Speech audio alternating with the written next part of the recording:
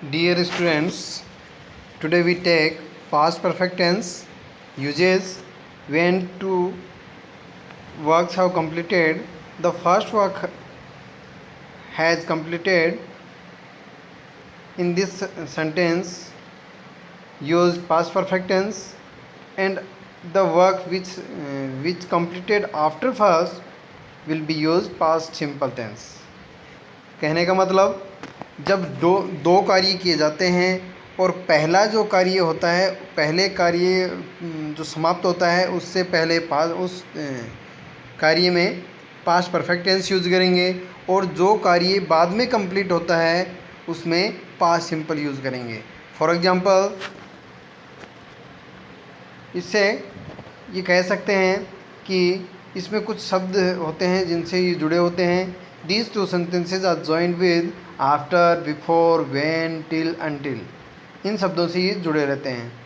For example he went out after the train had stopped. वह train रुकने के बाद में बाहर आया.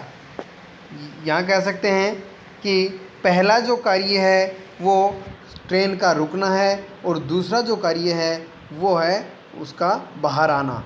तो फर्स्ट वर्क एंडेड, पहला कार्य कौन सा ख़त्म हुआ, पहले ट्रेन का रुकना और दूसरा उसका बाहर आना.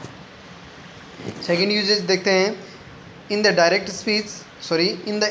Speech the past simple tense change into past perfect.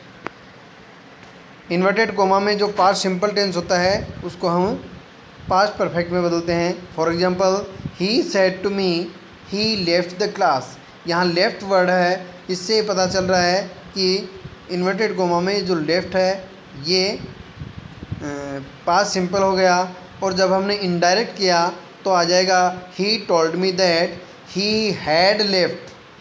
तो इसमें हैड प्लस थर्ड फॉर्म यानी पास्ट परफेक्ट टेंस आ गया. अगला use this tense in conditional sentences.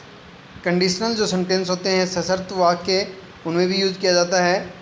इसमें हमने पहले दो कर लिए थे, अब यहाँ हम तीसरा कर रहे हैं. If he had worked hard, अगर उसने कठिन परिश्रम किया होता, ही वुड हैव पास्ड. तो यहाँ देखेंगे, यहाँ वुड हैव जो आया है, वुड हैव यदि यहाँ आता है तो फिर यहाँ हैड प्लस वर्ब की थर्ड फॉर्म यानी पास्ट परफेक्ट आएगा. यहाँ ये वुड की जगह सिर्फ वुड और वर्ब की फर्स्ट फॉर्म आए तो फिर यहाँ पास्ट सिंपल आएगा. और यहाँ यदि सिर्फ विल या शुड हो तो फिर यहाँ फिर हम पास्ट सिंपल यूज़ करेंगे.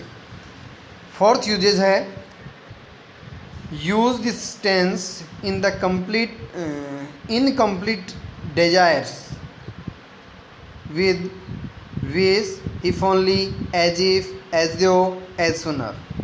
यदि कोई ऐसी अपूर्ण यदि कोई इच्छा हो तो उनमें भी इसका प्रयोग किया जाता है.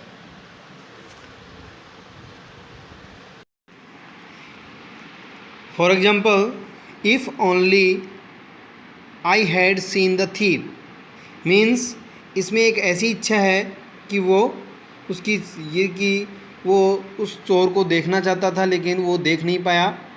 तो यहाँ कह सकते हैं if only I had seen the thief means he couldn't see the thief. ये एग्जाम्पल हो गया.